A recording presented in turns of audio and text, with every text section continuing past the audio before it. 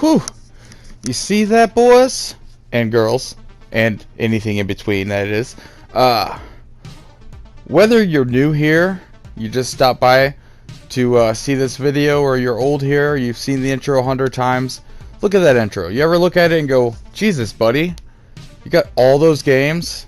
That's right, I do. I have all those games, and like 95% of them are digital, and there's a lot of them that are not downloaded that you don't see.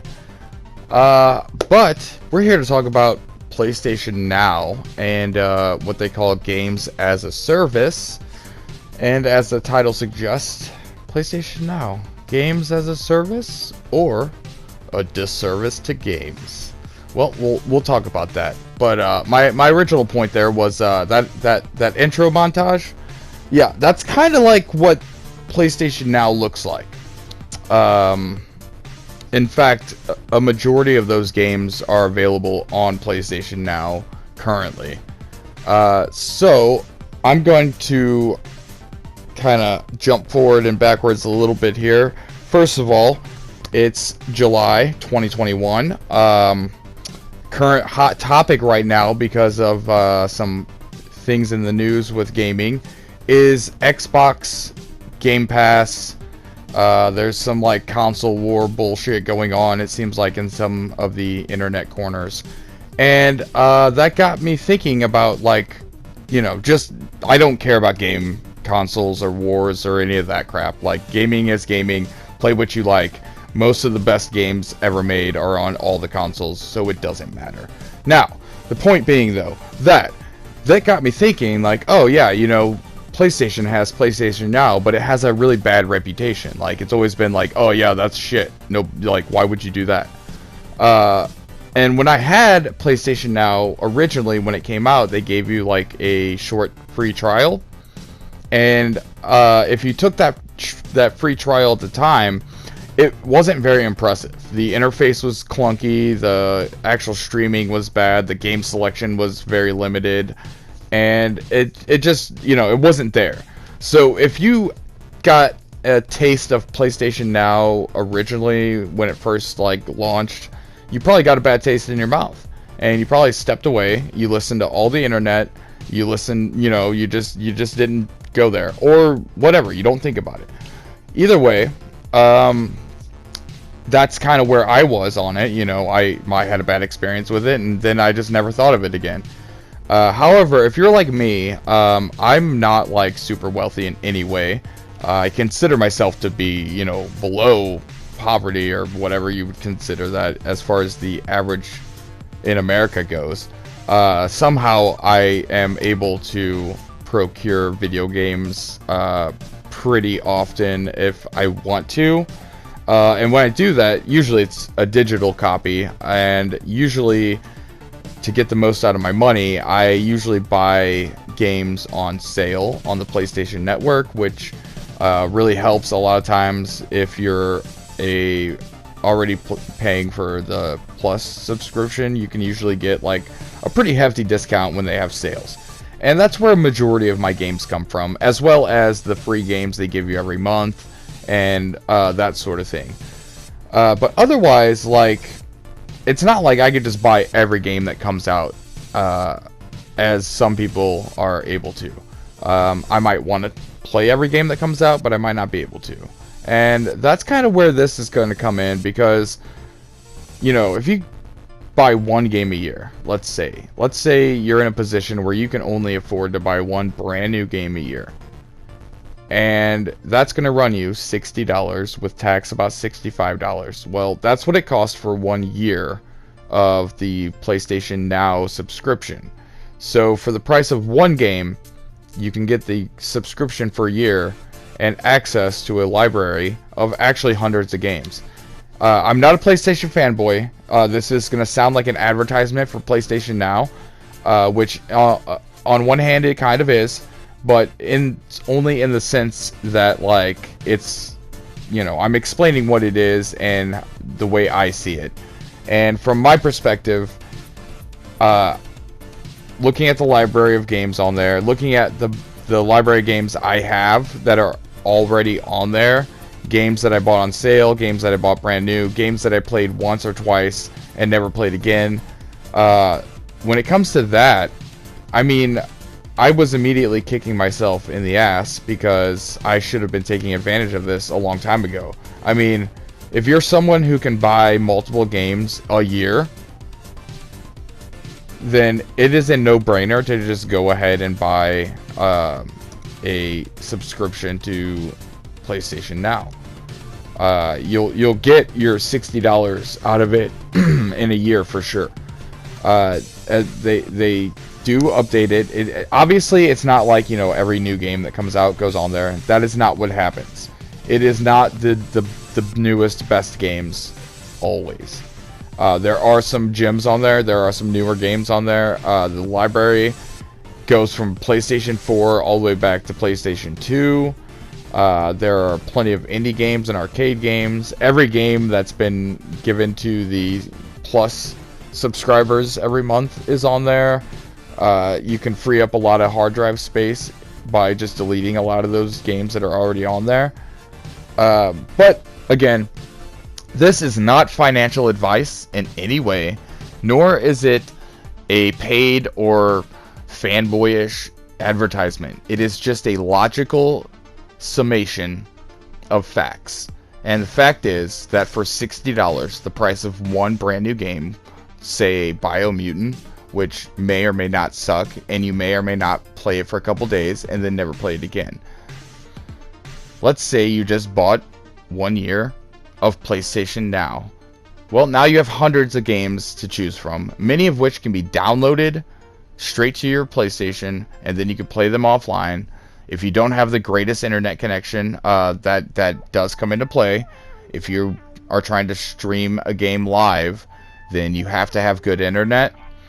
You also, if you're playing a game live through the Now streaming, you will not be able to record gameplay or live stream that gameplay through the PlayStation.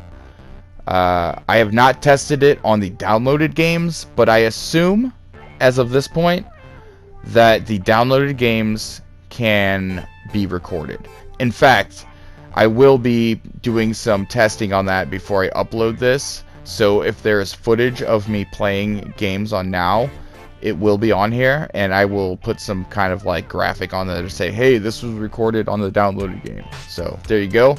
Anyway, back to the financial stuff.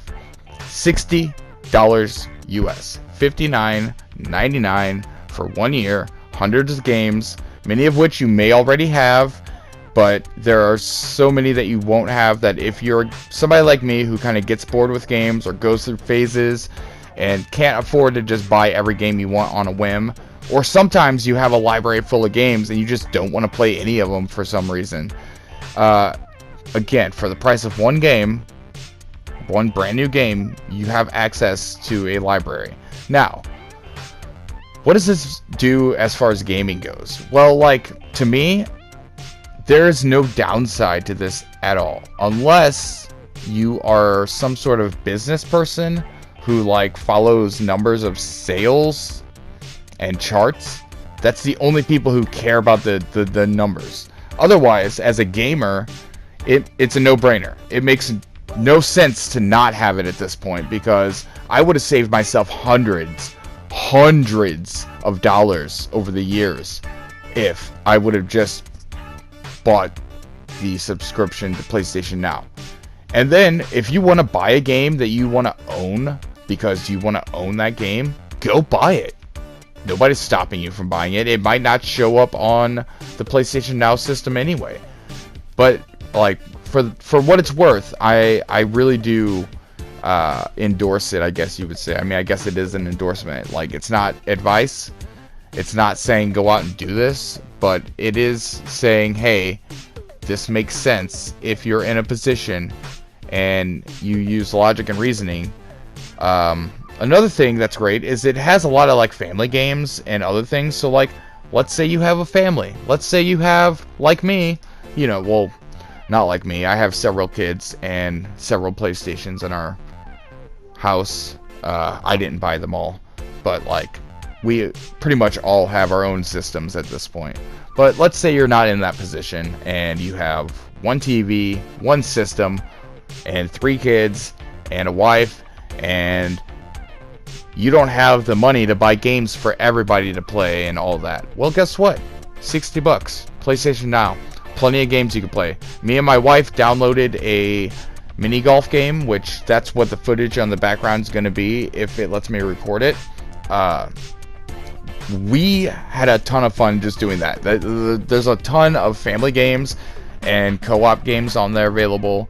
So like, that's another great aspect of this, is if you're on a budget, this is it. Another thing is that like, you can just, you know, try it and throw it away.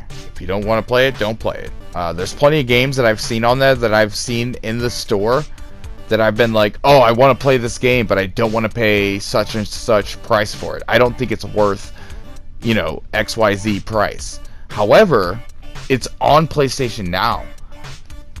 I can play it now. I can try Farm Simulator, you know, 2020 finally, because I've always wanted to be a damn farmer, so I can like try out growing crops for a couple days and see how I like it. But I didn't have to spend $50 on it or whatever it is. So there's a lot of that. And if you're like me and you make video content, you do reviews and things like that, oh my god. I mean, I just opened up a whole world. Like, assuming that I can record footage from the games that you can download, I can, you know, make so many different reviews and games that I couldn't access before.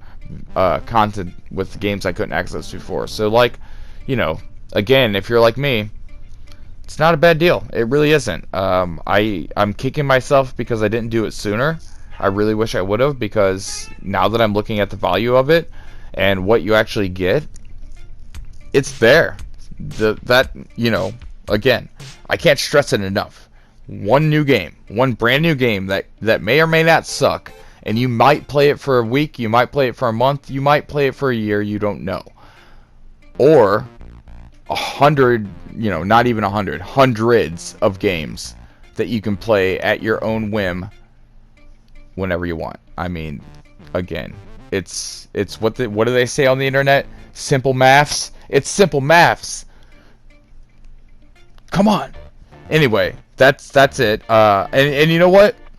This is not a console-sided theory or suggestion. If you have Xbox and like Game Pass is what you have access to, it makes sense to pay one price for a library of games, assuming that you're in a position that you can pay for that, and also, you know, you have the internet quality to keep up with it.